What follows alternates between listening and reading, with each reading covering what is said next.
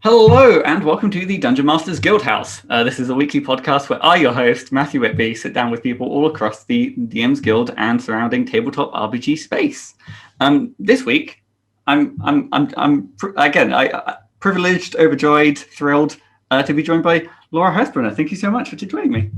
Thank you for having me. Hello. Yeah, I was going to say, like I said, so I think, was it to pull back the curtain a little bit, I must admit, was it when I first started this podcast, I think you were one of the first people that I kind of approached to be like, do you want to come and have a chat? And I ran away screaming because I do not like video interviews. And here we are a year later. Yeah, how the turntables turn. But actually, I was going to say, one of the things is in a year's time, you have had, I guess, an explosive year in the best ways. I guess kind of for the people listening, like how might have they heard of you, or what some of the things that you've kind of known for? It's been a busy year. I am the editor-in-chief of Across Eberron, which publishes a bunch of Eberron things. Pretty much anybody that knows my name probably knows me because of Eberron and makes jokes about cogs and steampunk at every opportunity. But in addition to that, I was the editor and layout designer for Keith Baker's Exploring Eberron, his new cool hardcover thing, and other things. I do lots of things. I don't know. I was going to say, yeah. So I must admit, it is hard to sort of like detach what I like I said in the DMsGuild Discord and stuff. It's very much like there's Imogen and yourself and a few other people who are kind of like the go-to Eberron experts of like if you need anything, it's kind of the go-to. And having I'm curious, like, because you worked with Keith Baker, the creator of Eberron. How exactly did that come about? That was a complete accident, along with everything else that I have done in the DMsGuild. When I published my first thing, which was actually 2 years ago this week, I published a conversion of one of his 3rd edition adventures. And so I was like, hey, I'm running this for my game. I may as well put up a conversion of it for other people to use. And so I kind of accidentally fell into the whole DMsGuild world in the first place. And then in the process of that, I got to know Wayne Chang, who then was working with Keith on getting the Eberron stuff up and going for Keith's book. And at the same time, Wayne was getting some adventures published for community writers, which is where Across Eberron came from. And so I kind of accidentally became editor for Across Eberron, and then accidentally moved from that into editing for Keith's work himself, and then became this. It was just being in the right place at the right time, completely by accident. And they had things that needed editing and layout, and I happened to be there, and here I am. Fair. So I guess kind of like the question is so I guess like, if you don't mind me asking, then what exactly is like your editing background? Then is it just like a big words fan, or just? I'm a nerd. I have no official editing training. Pardon me, while my headphones fall out. So like, unlike people like Sadie Lowry is a rock star and actually has like a degree in editing and everything like that. But over the past decade or so professionally, all of the jobs that I've been in have involved a large degree of technical writing and copy editing, not from a degreed perspective. It's just that was the role that I was in. Anything from writing policy and procedures to just being the general person the office goes to when they need something proofread. So that's been something I've always done unofficially in pretty much all of my positions. And then when I had my first kid 6 years ago, I started doing freelance work, whoever would hire me to do anything, which involved consulting. And then along with that, there was some editing jobs for some curriculum companies, and then DMsGuild, and then I'm here. Yeah, and then so I guess again, that's I suppose it's a case of like, you're very much, as you kind of said, the right place at the right time. And I guess one of the things that I kind of also want to bring up is the fact that you've also published the word template. I did, which is a fantastic resource. So like, I've had like a bunch of people kind of talk about, sing its praise for as like, using it as kind of like one of their first steps into.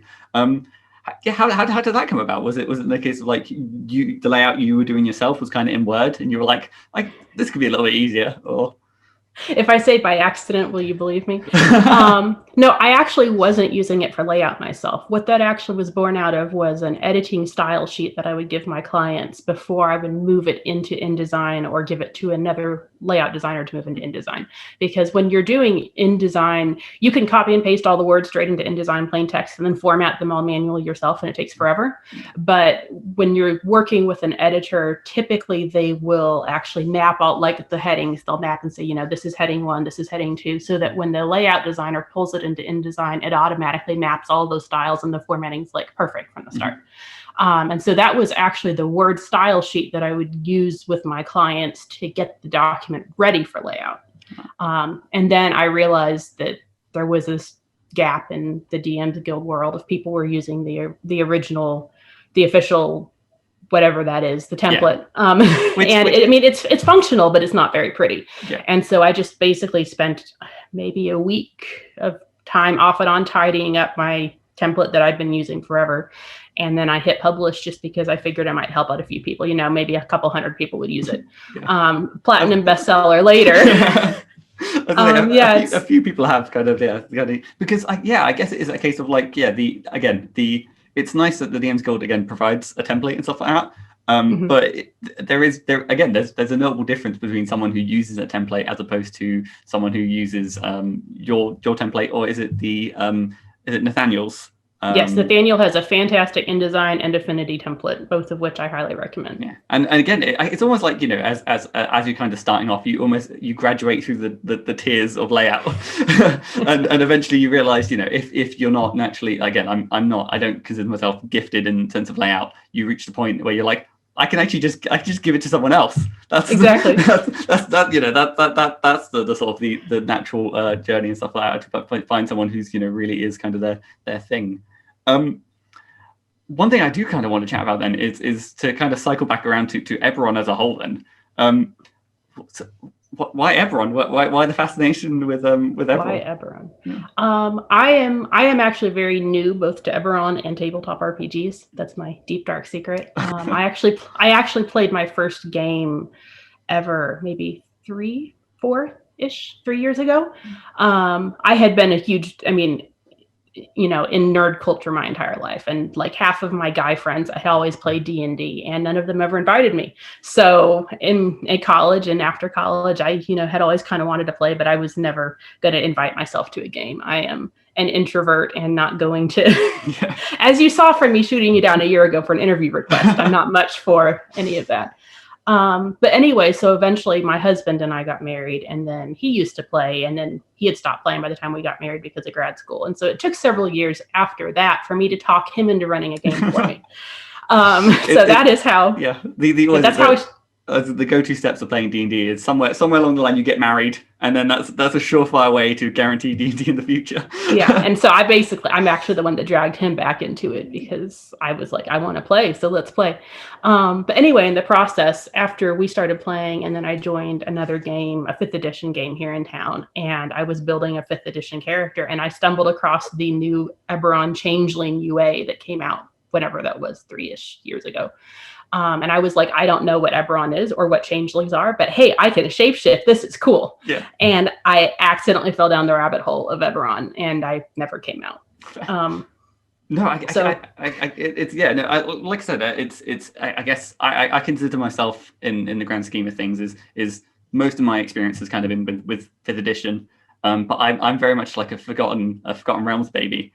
And again, I must admit the whole sort of ecosystem of Eberron is a sort of it's fascinating because again it's easy to fall into the trap of like, it's the steampunk version. No. And what is it? I think what's the version that I heard that like I want to run by you to see if it's like more. Is it like train punk? I think magic punk is one of my best descriptions of it. It has, it's a little punky, the things that people like about steampunk, it has a lot of that aesthetic, but rather than being focused on the Industrial Revolution and modern science, it's taking the opposite approach and saying, if modern science never had to exist. So really, if you take steampunk, but turn it on its head and say, this is steampunk, except the exact opposite, but it feels similar. That's kind of, I feel like, where it is. Some people claim, oh no, Eberron's not steampunk at all. And that's not true. There's a lot of commonalities in terms of people enjoying saying, hey, if I lived in a world where this technology existed, how would it work? And then Eberron's similar. It's the other side of the same coin of if I lived in this world where the technology didn't matter because magic did it all, how would that work? I think, and so that... No, please go ahead. I think that I really loved the ability to stay involved in a world that was still so fantastical and non-modern. It's not Shadowrun or any kind of steampunk setting. You still are completely in the realm of fantasy, maybe not high fantasy, but it's still completely fantastical, but be able to be more grounded in logic and the rationality of, hey, how does this world fit together? And that's something that's been really fun in Eberron, just diving deeper over the last couple of years, is learning how does that affect the politics of the region? How does that affect the technology of the region and its history, and all of it kind of ties together. It goes back to that one central question of what if. Yeah. And I think what I personally, again, the thing that kind of fascinates me about it is again, particularly from the newest hardcover, talking about the Last War, and the fact that just by design, it's very much left up to the DM. Like, yes. I'm so used to sort of, like when you think of like setting guides and things like that, there's normally like, here is the history, and it's the case of like for Eberron, it's like, I don't know, like something happens. It's something you got to love it or hate it. There's a lot of deep lore and history in it with about half of the stuff. You could dig in, books and books and more books and learn about all these tiny little details about some dragon marked baron from a century ago. But then on the other side, the major setting questions left completely unanswered. So you're not going to find out what caused the mourning, because the point is that you don't know what caused the mourning until you join the game where the DM has decided what caused the mourning. Or maybe you never, explore that at all. And so it gives the DM a lot of room to play and say, I want to take this a completely different direction. I don't want, the elves to be responsible for it or something like that. I want it to be the dragons that caused it, or who knows what. And that's, you don't have that freedom the same way in the Forgotten Realms, because it is so written in stone of why and how everything happened, and the way that the adventure is going to turn out is a little bit limited. At the same time, DMs hate it because there aren't any answers to these questions. No. And so, especially for newer DMs coming into the setting, they want to know the answer to, hey, why is this way? And the answer is whatever you want. Yeah. And that makes it really intimidating. I guess what I kind of like about it is because, like, I guess the nature of having, multiple factions all kind of not directly pointing fingers at each other, it allows itself for, again, the reason why I think everyone lends itself towards the sort of espionage and noir-esque adventures that, the Forgotten Realms, while it does have like a lot of really rich sort of factions, the Harpers, the Centarum, the Lord's Alliance, it doesn't feel as much like, almost like it's interplay between them, and it feels like everyone. Sorry, and it is not baked in, I feel like, as much. You're not, you could run a game and completely leave out every single one of those factions, and it still be a Forgotten Realms game. That's harder to do in Eberron. I mean, you could still do it, but you're going to have a really hard time leaving out the dragon marked houses if you're running an Eberron game, because they're everywhere. They permeate every aspect of society. So I guess I don't know if this is a good question to ask them, but in your headcanon, who caused the mourning? That's a good question. I have a couple pet theories. My favorite pet theory, I actually think, is that it disappeared into the mists of Ravenloft, and it kind of got switched out. Ooh, because I think it's fun to interweave the two settings together a little. But it's not that Seer doesn't exist anymore. It does. It's just now in the Dread domains, and what you see in what's now the Mournland isn't actually Seer itself. Yeah, I do like that one. I mean, I'm a big fan of since getting a taste for like Spelljammer. I'm all for get all the realms in there. Let's get in some sort of a planar wizard and just take people across the world. And again, I feel like that's sometimes that's like I get I guess Eberron envy of you kind of as particularly with certain campaigns, you can kind of look and you think, oh, it'd be really cool to bring in this or this, and then you think, well, no, the moment you try and take the like a particular system out of Eberron and bring it into the Forgotten Realms, you can't go back. It's Pandora's box. So rather than having Eberron envy, just come and play with us in Eberron, and it'll solve your problem. Yeah, no, it's true. Again, I feel like it's a case of like, I'm not going to say no to more D&D. It's yeah, no, who need, yeah, I might as well, I've got a few days free that I could just, crowbar a little bit more in. No, fascinating. And you kind of mentioned before that you kind of got your start then all literally from like taking a 3rd edition adventurer of Keith Baker's and then sort of bringing it into 5th edition. I'm curious as well, because there are like a few people who kind of, look at content from, the previous editions and try and bring it forward.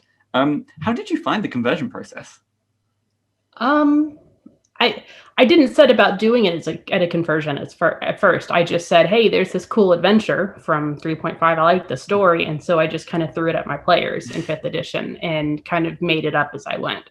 I find that most encounters and stat blocks are very flexible in the middle of play. And just because you think it has this many hit points doesn't necessarily mean that by the time the players hit it that many times, you will still feel the same way. Yeah. So when I actually ran it, it was a little bit less set in stone. But I already by that point had sketched out roughly the 5th edition stat blocks that I was using with my players and kind of tweaked it from there and made it vaguely more suitable for actually publishing. And I had no idea what I was doing at that point at all. I mean, first product. I just made it all up. I think everyone's in the same shoes of like, oh, there's this thing where I can post stuff. Let's see what happens. And next thing you know, you're like, oh, this is, my eyes have opened. And people are buying it and people like it. This is so strange. So I guess then, so yeah, from this sort of first publication on the DMs Guild, where did you go from there? Like, was that the immediate, like, was that towards the kind of start of the Across Eberron series, or the because there was also before Exploring Eberron, there was the Eberronicon. Yes, that was my baby. So Across Eberron was formed originally just to be an adventure path. And so that was 13 adventures, which I edited, and then later, about halfway through the series, stepped into the role of editor-in-chief for. And then that was going, and when we were getting near the end of that, trying to remember, were we quite done yet? Anyway, somewhere near the end of the Across Eberron adventure path, the Convergence Manifesto, is when Rising from the Last War came out. And so when we originally started all of this, there was no Rising from the Last War. There was no Eberron hardcover. There was the Wayfinder's Guide, and that's what opened it up for DMsGuild publishing. But I mean, most of the D&D world didn't know or care about Eberron at that point. And so after this series was published, Rising from the Last War came out, and then suddenly our little corner of the internet exploded, and everybody wanted Eberron. And we started really seeing, Rising from the Last War is here, and there's so many people that want to dive in and learn more, but there's almost 2 decades of books and magazine articles and blog articles and everything about this topic. And it's hard to find where the answers are if you want to dig deeper on a topic. If you want to learn more about Sarlona, how are you going to do that?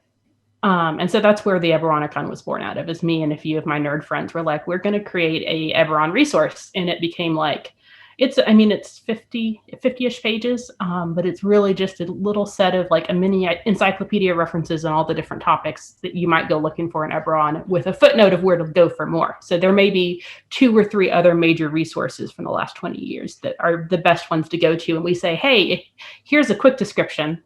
And if you want to learn more, you can read, these 2 or 3 articles. And that was a huge hit. And that is kind of, I think, what vaulted Across Eberron into more of the public eye beyond the adventures. Yeah, I must admit, like, there is something, like, especially when it comes to like writing adventures and stuff like that, the sort of like, you feel like a little bit like a I don't know, like an explorer, like digging through the archives, trying to find like old bits of lore. Wishing there was an index for it. And that is what Eberronicon became. I'm curious. So did you like I imagine, again, as the kind of like editions go back and as you go further back in time, it was probably harder to get a hold of like some of these sort of tidbits of information? Or is it the case that, it's all in PDF. Okay. All of the old sort, like 3rd and 4th edition books are on DMsGuild. You can pick them up in PDF format. And so there's the hardest part is the Dragon and Dungeon magazine articles. But one of our writers is a huge nerd that has collected all of that over time. Wow. And then pretty much everything else is either on the old Wizards website, which goes up and down, but there's a like a web archive of it, so that's cached, and then the rest of it's on Keith's blog. So I mean, it's all still accessible either through web archive or something like that. But the actual PDFs that make up the bulk of the 3rd and 4th edition hardcovers are still actually, you can pick them up. You can buy them on DMsGuild right now. No, I suppose, yeah. I guess it's the kind of benefit of the older settings, or as a whole, that despite them coming from like the 1st or 2nd edition, a lot of the core lore tidbits kind of sticks with edition to edition. There's not sort of like huge sort of Eberron is almost exactly the same from its original inception till now. There's some perspectives that have shifted on particular things, like the Blood of Vol is one of the religions, and that one's kind of evolved over time. But the overwhelming majority, the actual like meta plot of the setting has not progressed. It's not like the Forgotten Realms where they fast forward 100 or 1,000 or 1,000,000 years. It's still set in exactly the same time period with the same history as the original 3rd edition books were. So you can pick it up and read any, and they are all pretty much compatible. I'm curious then. So you mentioned, was it a religion in particular, the Blood of the Blood of Vol?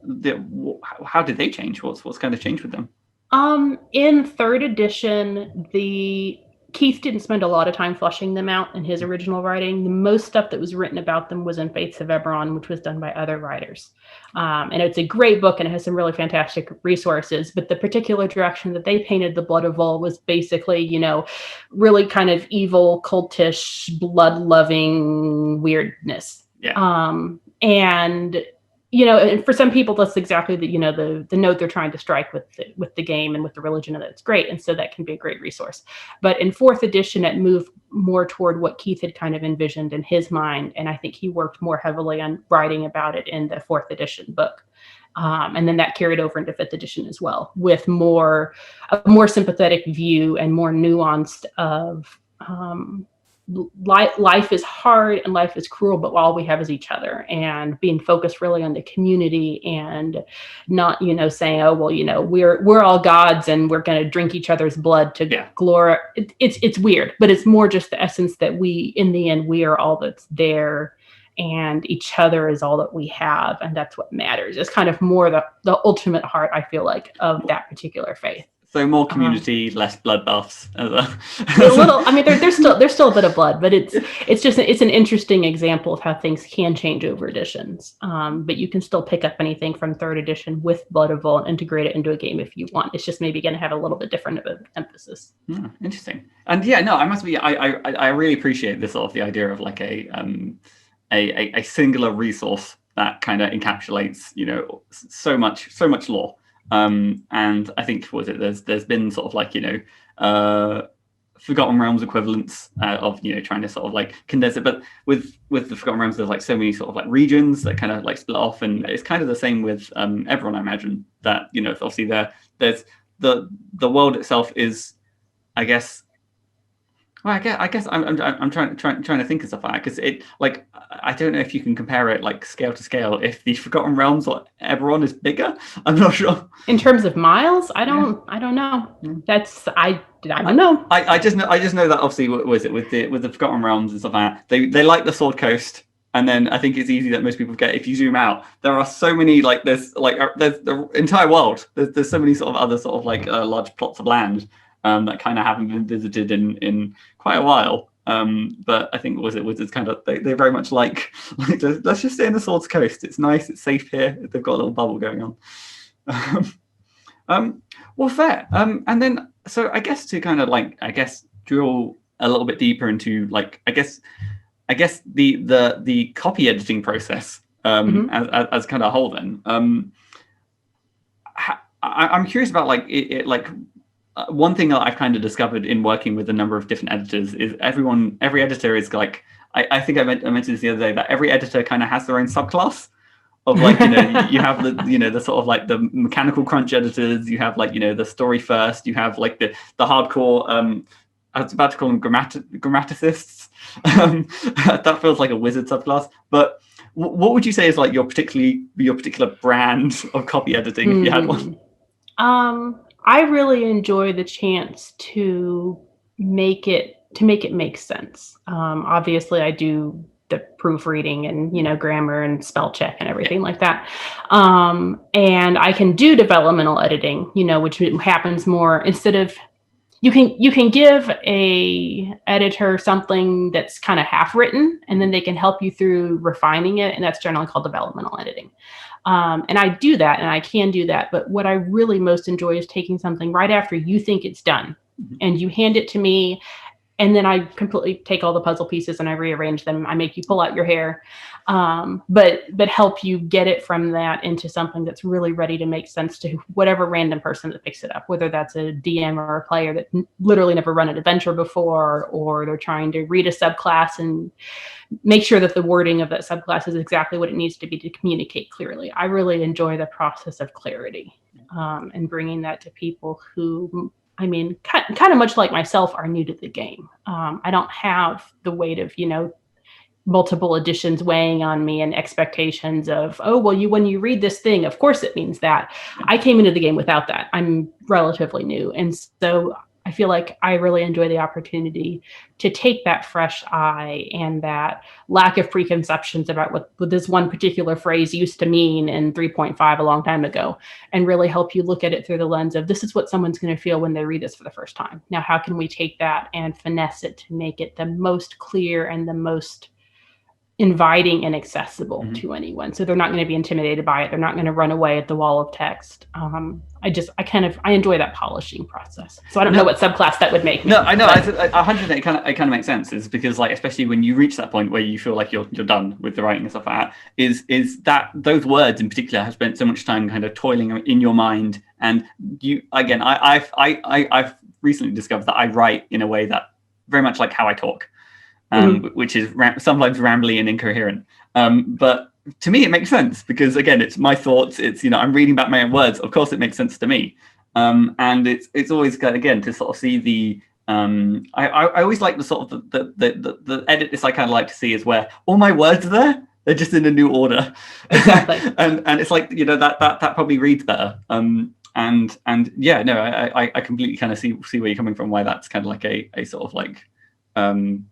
A very enjoyable part of the process, because it's seeing the essence of a sentence and then sort of reconstructing the sentence around to kind of convey that essence in the best possible way. Yeah, no, fair. I also, again, I also like the range of comments. Like I guess like I've had a few sort of, again, in the nicest sense of the way, a few sassy editors, which I always appreciate. I think, again, it's always that balance of obviously going through edits and sort of seeing, oh yeah, no, I need to correct this, or this is very unclear and stuff like that.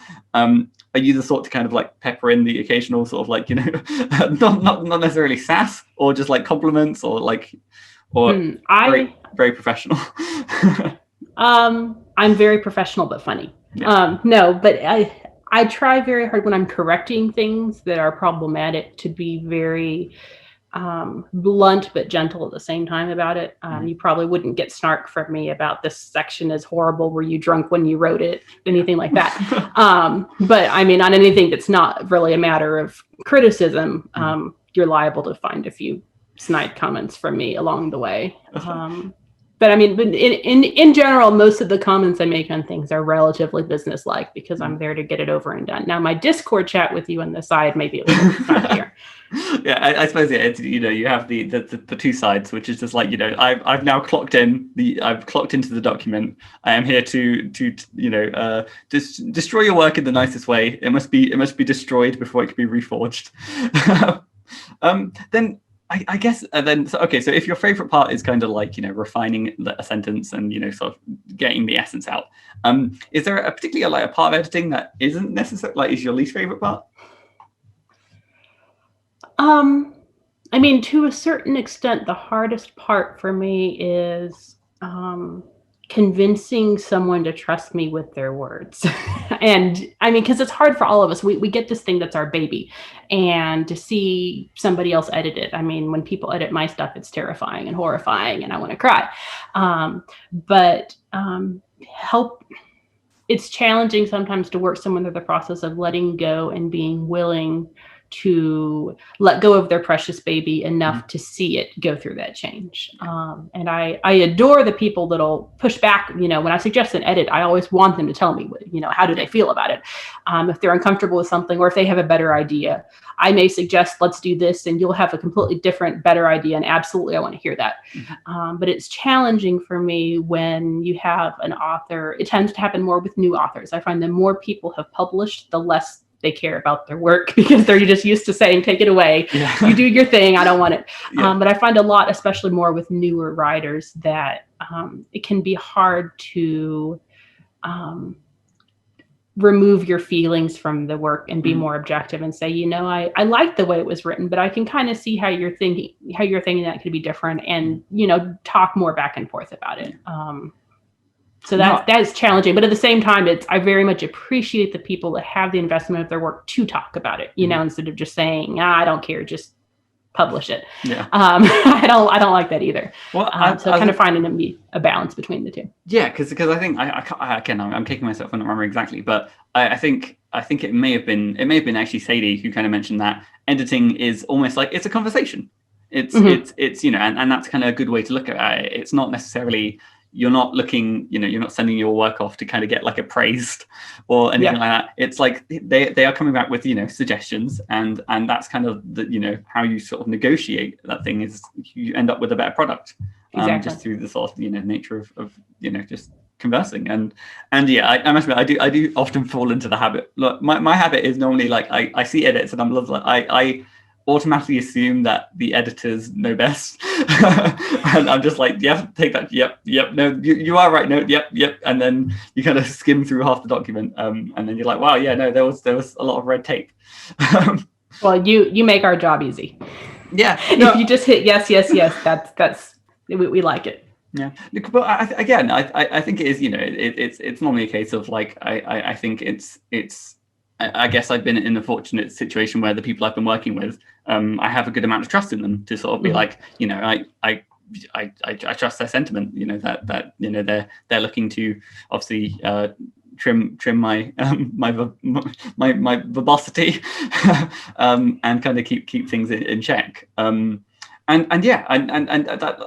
that's why I always I don't know why so in those situations where I have kind of gone through and said yes, I do find myself trying to respond to or like try and respond somewhere to make it seem like I am trying to engage in the editing process, and I'm not just like, yep, done, move next. Well, I mean, but if you do agree with it, just hit yes and move on. Yeah, I don't know. I think it's. I'm also. Again, you kind of mentioned it yourself that like when you are edited yourself, I think everyone, most people go similar in the same process. That once I know that my edits have been done, it takes me about a day. Like I will open the document, I will see that all the edits have been done. I will then close the document and give myself. Don't think about it for a while. Yeah, I need to be in the right mindset to kind of go through and but it's again. I think what I like about what Google Docs do, and obviously has the sort of like tracking edits and stuff like that, it is kind of satisfying to sort of see that progress through the document. And then you kind of like, you have the thing where the document ends and then you can keep scrolling with all the sort of suggestions on the right. It's you want to know a secret? Oh, please. So you get edits from an editor, you read it, you close it, you don't deal with it for a day, and then you come back. Once we get all your comments back, we read it, we face palm, we leave it alone for a day, and then we come back and deal with it. Yeah. So it goes both ways.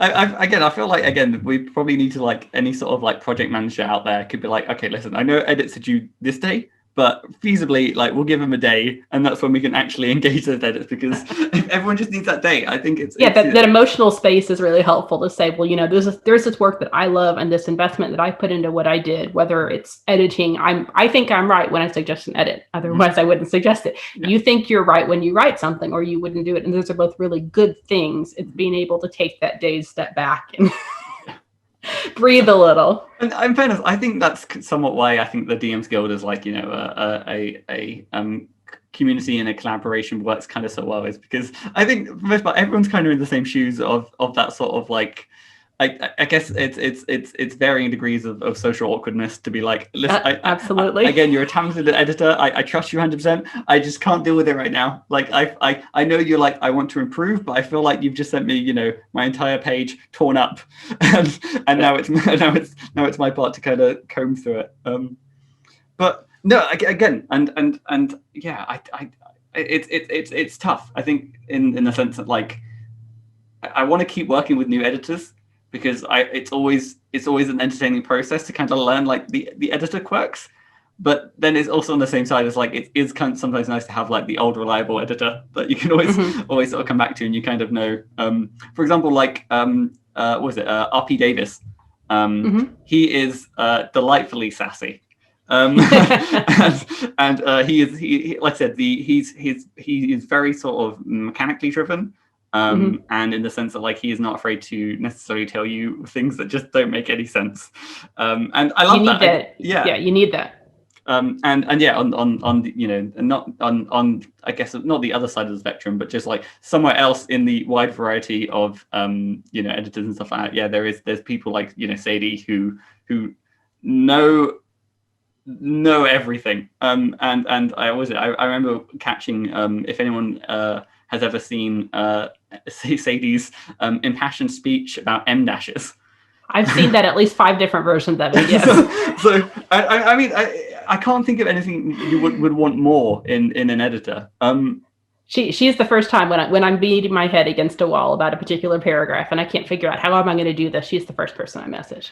So I guess actually to kind of turn this into like almost like a teaching point then, is there anything in like an editing trick, or not trick, but something that you pick up commonly in, I guess, adventures or sort of like, you know, DMsGuild products that you kind of wish that, you know, everyone, all authors out there kind of knew to kind of make your life a little bit easier? Well, if they knew, then I wouldn't have a job. I mean, there's the typical ones include will, you know, don't ever say will, you know, instead of saying, you know, she will call the player characters back, just say she calls the player characters back. Focusing on that, using active voice is really, really helpful. I mean, I could go over the whole style guide and say a million different things. But I think if there's one, not a specific, you know, this is the thing here, but if there's one particular resource I could give to writers, it would be, I think it's called Writing with Style. Let me double check. It's on Drive-Thru-RPG and it's excellent. But yeah, I'm actually telling you the right thing, but it's a really short little book. Writing with Style and Editor's Advice for RPG Writers. Oh, fantastic. And I can send you the link for that if you want to put it in the show notes or whatever. Yeah, no, but it goes through just a whole bunch of different ideas on, you know, when you're writing, here's how you can present this in a way that's most meaningful for the reader, and here's some of the common pitfalls to avoid. So that's a really great place to start. No, I must admit, it's kind of like, I suppose it's, you find yourself hitting that tier of sort of hobbyist when before it'd be like, oh, I should read some adventures to get, you know, an idea on like, you know, how to do, and then it gets meta to be like, oh, I should read, you know, advice on creating adventures, and now it's like, oh no, I should read an editor's advice on exactly. To kind of sort of continue up the scale. No, again, I'm going to add that on my reading list, which my ever expanding reading list. But like, I mean, people always ask me, you know, what's your biggest pet peeve with when writers do this or that, but there really aren't any, because your job is not to know how to write about saving throws versus ability checks. I mean, you don't need to know that you don't make a dexterity parentheses thieves tools check. You make a dexterity check with thieves tools. That doesn't matter to you. You shouldn't have to memorize that. And so, you know, for me to give someone a list of, oh, you know, these are all the style points you need to worry about as a writer, kind of detracts from the point that you're not there primarily to worry about those little tiny details. Yeah. And over time, I mean, if you move it into more and more writing and you start writing for Wizards of the Coast, eventually you're going to need to be more conversant on it. But that's why I'm there, to help, you know, if you're writing a spell, to know how do I actually write this and how do I make it, you know, jive with the actual 5th edition rules the best way. As long as you can get the spell balanced, I can make the words make sense. And so that's what editors are there for. So I don't really, you know, like throwing a list at people of, oh, these are all the things that you need to be doing different in your writing, because you'll learn that over time when I send back the edits and you see all the things you're doing wrong. No, 100%. Like you mentioning will and stuff like that it has now kind of been part of my process that before sending it to the editor, I do Control F, search for will, exactly, and then I will go through and kind of fix everything. And there's like can is another one for me. And other things. Whenever like you're writing mechanics, always use can instead of may. If you're saying, you can do this versus you may. Mechanics, I'm trying to think of an example. Like you may make an attack. It's not that you're not giving permission to make an attack. So make sure you say you can make an attack instead of may if you're writing any kind of. I'm quite a benevolent DM. You may attack. You may, if you wish. I guess again to kind of pull back a little bit away from editing and the whole and more as like I guess an editor in chief. Because I imagine editor in chief is it more? Would it be safe to say it's kind of more akin to like a project management role? It's not a position that I've come across too much in my collaborations. An editor in chief would be anybody that's in the position. It's kind of a blend of producer and project manager and editor. And so you would see it a lot of times for a magazine, whoever it is that's generally calling the shots on the overarching, both the plan for the magazine articles being published and the editing and style guide being used and everything like that. You'll see that a lot in magazines and similar things in other industries. For the RPG world, I would consider people like Steve Fiddler's kind of serving as an editor-in-chief for the series that he's doing with the almanac and everything starting from that. And so I don't think we see it called editor-in-chief as much in the DMsGuild world, just because it kind of does blur with the lines of producer and product manager and everything. But it really is kind of the person that's making sure that everything's done and finished in. I think if anything, it's kind of like showing the growth of the DMsGuild, the fact that products and creators are getting these large sort of groups together, the fact that people now need to fill these roles. Exactly, it's a wonderful thing. And then I guess how did you find your experience in being the editor-in-chief for like across Eberron? Like was it more the case of like, well, now you get to see you get to see the whole thing? It's like you get to kind of plan out the next few sort of it was 13 adventures. There were 13. When I originally signed on, I was just doing copy editing. There were 2 other people that were kind of overseeing the story arc, and I was just getting the finished adventures to edit and then be done with it. But by the end of it, I had transitioned to the role, the person helping to guide the writers along the way in the final development process. Making sure that the developmental editing was done, although I wasn't the only one advising them on that, but I was kind of overseeing the process, doing all the project management from rough draft to actual completion, doing layout, doing everything. It was just kind of like, they took it all and they dumped it in my lap. They're like, here, have fun. But it's been fun.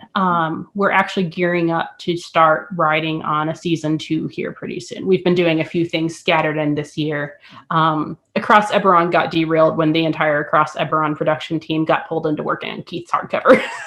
Which it's understandable. I feel like, again, it's a bunch of people who are really passionate about Eberron, and then it's like, oh yeah, no, the creator of Eberron is working on a project. Do you want to get involved? I was like, I definitely we'll pause the side adventures for a little while. But no, we're going to be hopefully starting up here more, doing some more writing on some more shorter adventure paths in the semi-near future. But a lot of that also has been just hampered by the pandemic and everything. I had just transitioned to full-time work and full-time editing on DMsGuild stuff in March, and signed up my kid for childcare and took on a huge bunch of work. And then childcare closed and the pandemic hit and shut everything down. And suddenly then I had a full-time workload and a hardcover I'm trying to get out the door and no childcare. So that was fun. It's 2020 kicking everyone's ass. Yes. So really being editor-in-chief this year has consisted a lot of me running away and hiding as much as possible. But now that the world is finding a little bit more stability again, we will be diving back in. We've published a standalone adventure that Imogen wrote. wonderful. If you have not seen Escape from Riedra, it was actually one of the first Eberron adventures I ever played as a player. Oh, fantastic. And back a couple years ago, she ran it for me and a group of other people, and it was phenomenal. Just, I mean, in its earliest form, and now it's actually, she's put it all together in its final written form, and it's, I mean, bar none, my favorite Eberron adventure out there. So we got that published back, 2 months ago, thereabouts, and then last month we published a Halloween themed-ish urban legend supplement that Jared Taylor put together. So we've been doing a couple things this year, but most of this year has been focused on working with Keith. Yeah, which again, I imagine like it's I guess with obviously what was it, exploring Eberron and stuff like that. There's, am I wrong? Isn't there something else in the works? Or we actually just released something 2 days ago. Yes, it has bumped exploring Eberron from #1 on the DMs Guild. We now have Eberron Confidential in #1 on the DMs Guild. Yeah, it was essentially a series of like secrets and exactly. Yeah, there's a set of it was inspired loosely by what Rime of the Frost Maiden did. In that adventure, there's some secrets the DM can hand out to the players. Those were intended more to create like paranoia and weirdness, and it's a really fun idea, but we wanted to kind of take that and make it more broadly applicable to any campaign. And so it's a set of resources that can be used anything from just character inspiration. You know, if I as a player want to build a character, here's an entire book of ideas that are really just character hooks of I could build an entire adventure off this character, and also giving a way for a DM to integrate those into play with the campaign. It's phenomenal. It is so much fun. If you don't play Eberron, you should check it out because it's even good for Forgotten Realms stuff. I was going to say the wealth of ideas. I did love the sort of like the secret mechanics within Rime of Frost Maiden, just because it's a nice touch. I don't think if if Among Us, the video game, has taught us anything, is that lying and betraying your friends is cool now. We were doing that in high school. I was playing Mafia 2 decades ago. What are you talking about? And it's the future's now. We got video games now. It's incredible. And yeah, I guess I imagine it's fascinating to kind of see the sort of authors and creators of like D&D worlds and stuff like that, because there is also, oh no, I'm kicking myself. The author of the Forgotten Realms, Ed Greenwood. Thank you. Yes. And also Keith Baker, just being so ready and willing to kind of engage with authors on the DMs Guild. It's been so fun, and I've gotten to edit for things that they both worked on, since I also worked on the Elminster Candlekeep. Yeah. Oh, and so that's been fun. I can technically say I've edited for the 2 biggest D&D settings, kind of. Not really. Well, no. Yeah. I mean, Keith is the more legit one in terms of actually doing his entire book. What was the question? I don't think there was a question there. I just got excited. No, I understand. I meant. Oh yeah, you were saying just how cool it is to see the DMs Guild, writers being able to work alongside the creators themselves. Yeah. And the DMs Guild has been a really great opportunity for Eberron and for Keith, because for 15 years he hasn't been able to publish anything, or whenever I don't even know when the last 4th edition book, that was not 15 years ago. Math is hard.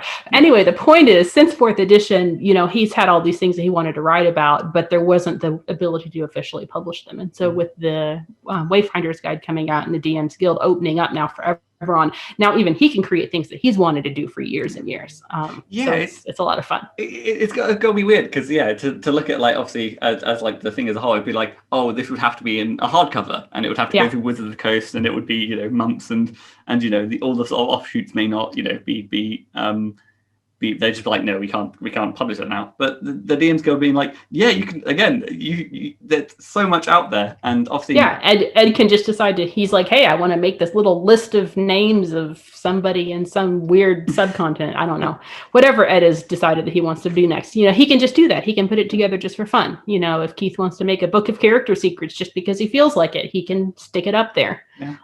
It's been really great for the community. So it's kind of fascinating to hear that, the people, like, new and upcoming authors can kind of find a place with the DMs Guild, and very, very famous, well-established authors can also find. There's a place for everyone. There's a place for everyone. Yeah, come on, like, doors open. Come on in, everyone. There's a seat for everyone. then I guess that's kind of like my kind of final question, and looking over like your whole catalog and everything that you've kind of done over the last, was it two years or so? Yeah, 2 years and 3 days. In 3 days, I think it'll be 2 years. Yeah, I must admit, we could have timed this better and actually, passed out the pie hats and the cake. Is there any sort of like particular lesson that you kind of wish you'd learned like a little bit sooner? Or Gosh, you sent me the list of questions before we did this interview, and I had an answer for that, and I have completely forgotten it, as I predicted.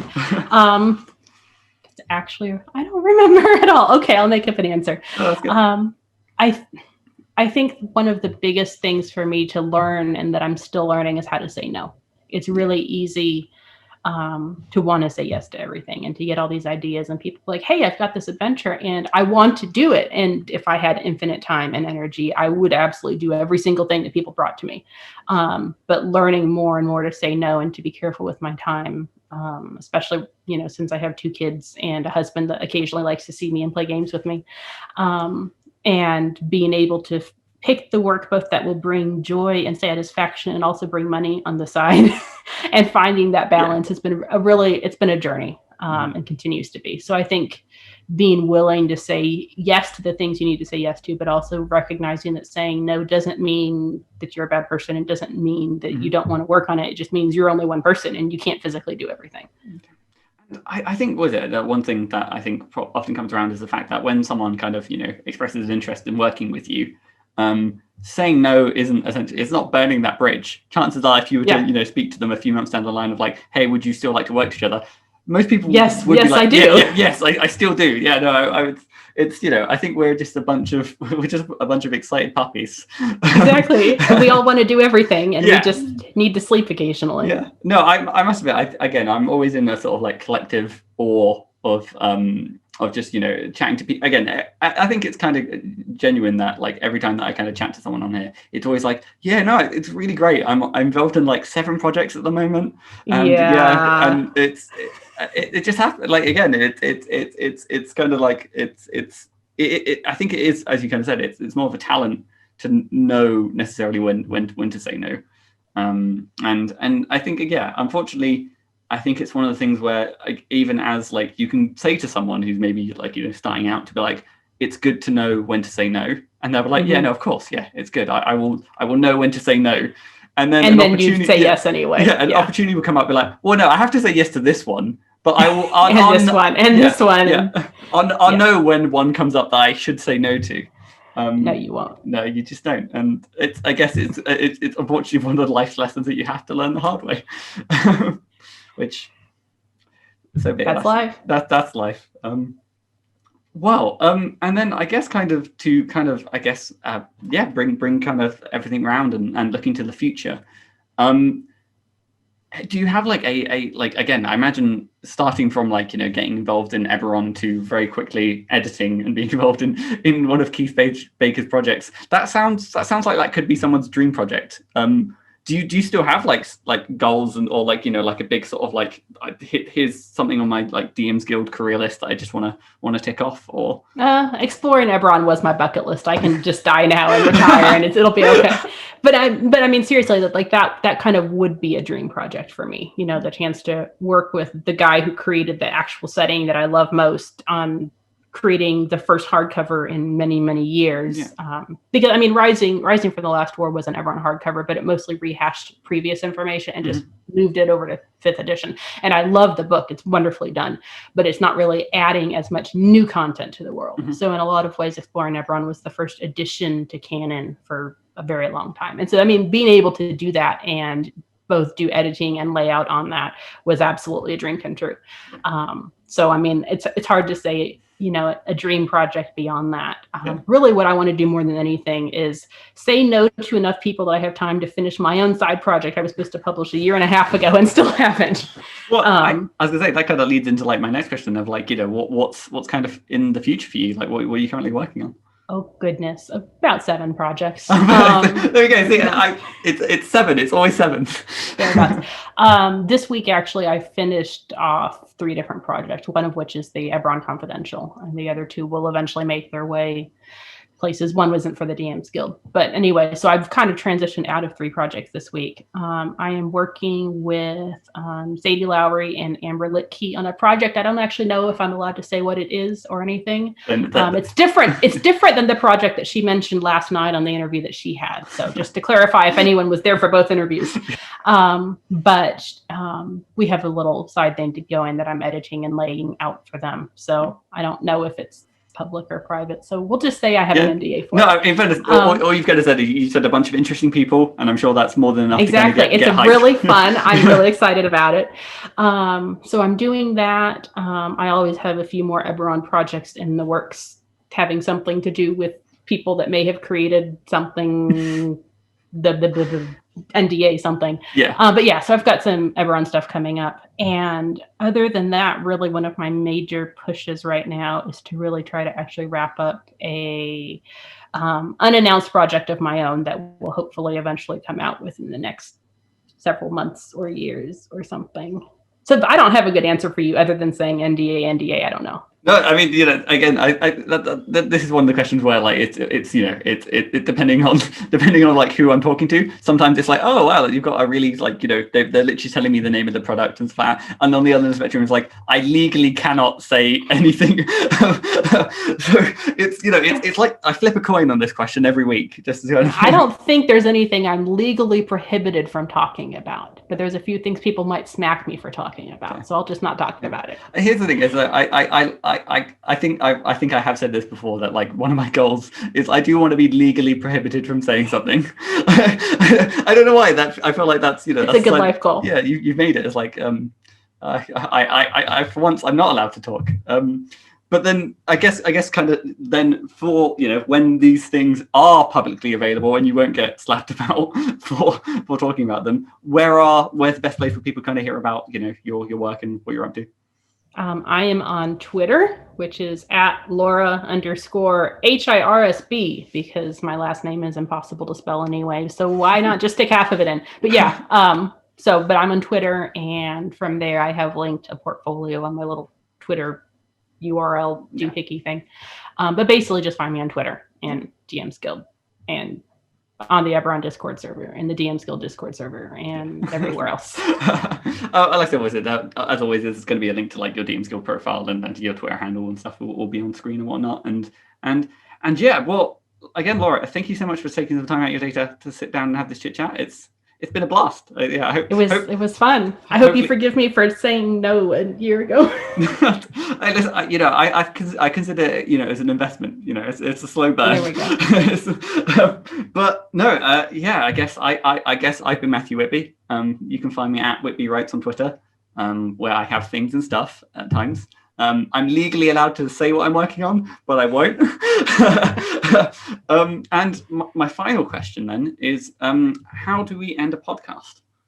That is a great idea, because I avoid podcasts like my life depends on it. Hi, I'm Laura Hirsbrunner, and this is me signing off of my podcast. I really should work on that for next time. That's perfect. And I'm Matthew Whitby. Hello, and I'm signing off from this podcast. Goodbye. Bye.